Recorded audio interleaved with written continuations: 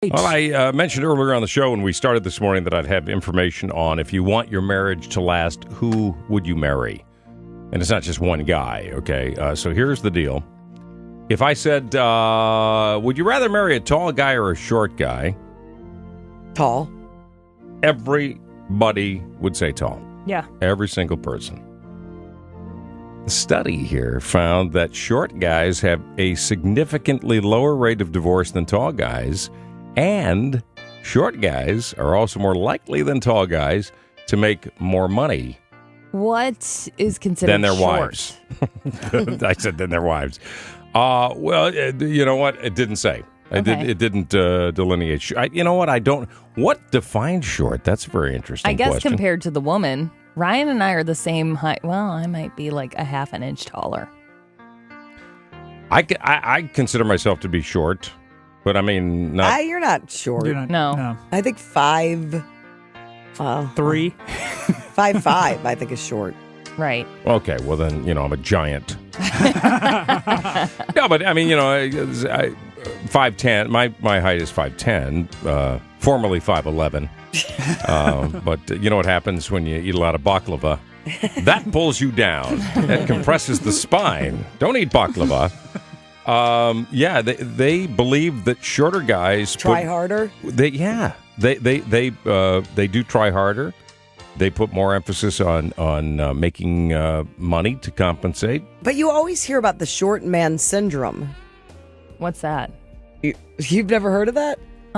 Where they try harder. They get more angry. Yeah. They're insecure because they're a short guy. Am I the only one that's heard of the short guy syndrome? I'm just digging the music here. Hold on one second. Okay. Hello. The short man syndrome. Yeah, or what? The Napoleonic complex. Is that right. it? Yeah. Mm-hmm. But short man syndrome too. Okay. Yeah. Well, I know. Oxford University says it really does exist. Does it? Yes. What's their definition of it? They say feeling smaller makes people feel paranoid, mistrustful, and more likely to think that people are staring or talking about them. Huh. Here's the deal. You can't help your DNA. You can't help the fact that you're tall or short. You can't. I mean, you can't change it. It's just one thing that you guys have to deal with. Women have to deal with so many things. Yeah. That's the one thing women really don't have to deal with as much unless...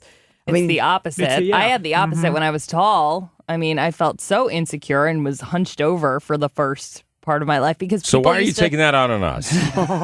When I used to walk down the hallway in school with the rest of my class, I was a good foot taller than everybody else, and people used to actually point and laugh. Yeah, that's awful. And I felt like people were looking at me like, oh, she's obviously been held back a few grades because she's not too bright. But that's changed. Yeah, now it's now changed. It's opposite of that, and if you're short, you're the odd man out. Mm-hmm. So, marrying a short guy, more money and certainly a longer marriage is what they're saying with the study. But tall men are also more likely than shorter men to get married at a younger age. So maybe that has something to do with when you get married young, sometimes, you just jumped in too early. I don't know. Either way, short guys, you're just going to be more miserable longer. But better husbands. Yeah. Is this on? Sorry about that. Hey, St. Louis, 7:31. This is Alex Clare and Too Close on the Phillips and Smackdown Company coming up. next show. Hi, how are you? Why don't we just all talk?